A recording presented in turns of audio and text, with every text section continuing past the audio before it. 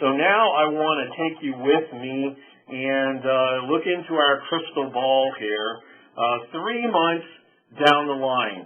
So we've all done a lot of work. In a little bit, I'm going to ask you a series of polling questions and actually touch on that and try and figure out how much work we've actually done together. But let's assume that we're at the point now where the checklist is fully implemented or nearly fully implemented in our operating rooms. Let's look down the road 3 months, and what do we see?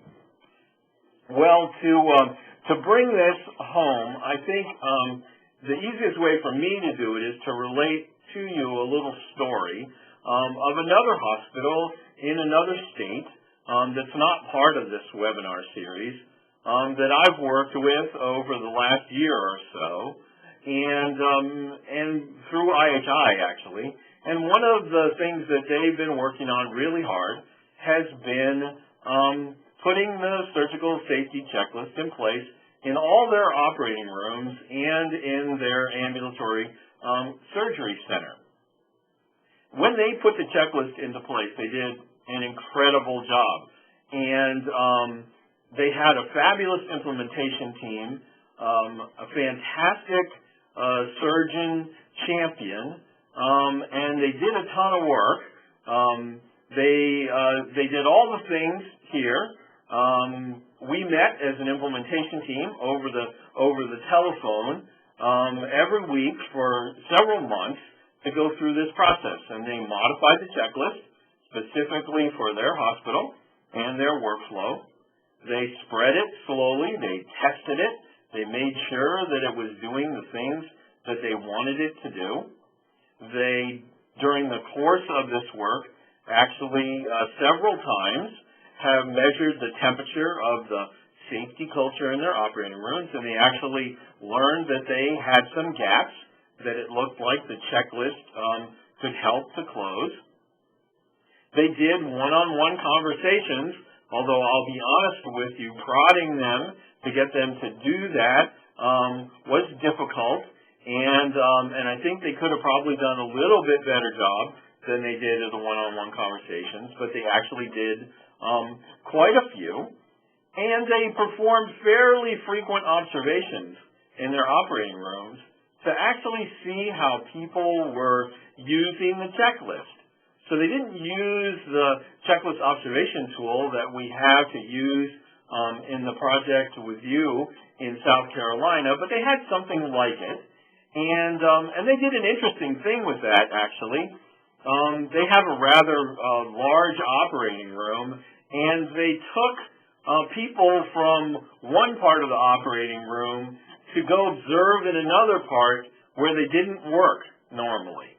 This is an interesting way of approaching the problem of using the tool to rate people who you know very, very well.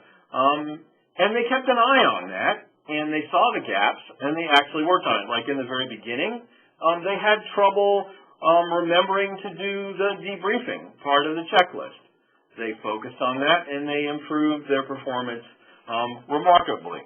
So from my standpoint, it was an A job of implementing the checklist. Great work. What happened? Well, this is what happened, and I think it's kind of a typical problem that faces us whenever we try and improve something in healthcare, and that is we put a ton of energy on the front end. And a lot of times things move. We're able to move a culture, change a process, make things better as long as we got our eye on it. But then, once we're done, in quotes, a lot of times the energy gets diverted to something else, and we stop watching so closely. And that's what happened at this hospital. They stopped monitoring the checklist once they thought everybody was using it well.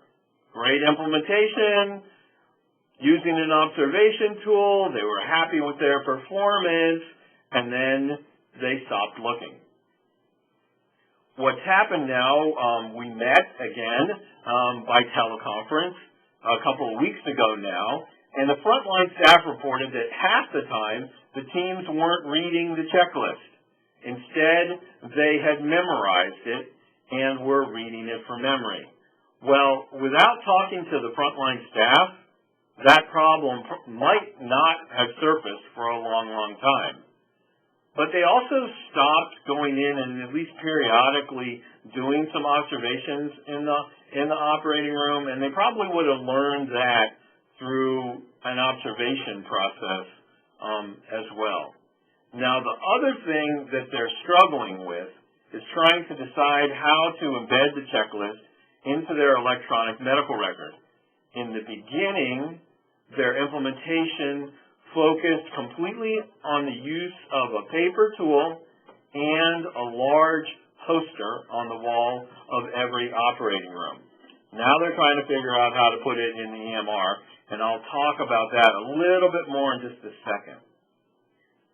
Something else I think they're doing that is part of the research project, but that we should all think about, is re-administering the culture survey about 6 months after we actually do the work. And there's a couple of reasons for that. Probably the biggest one, though, is to make sure that this effort doesn't fall off the radar completely. And I think that's the biggest lesson from this hospital story, is doing a lot of work and hitting the goal that you set for yourself is absolutely fantastic. But then there's also some energy that needs to be devoted to sustaining the work. And in order for us to sustain it, we have to have at least a little bit of a handle on what's actually going on in our operating rooms once the big push to implementation is actually done. So we need to monitor, probably by going in periodically, and we need to monitor by having those conversations with our staff and with our medical staff to see how the work is actually going once we think we're finally finished. So, what do you do when things aren't where you want them to be? Monitor how your teams use the checklist with the observation tools.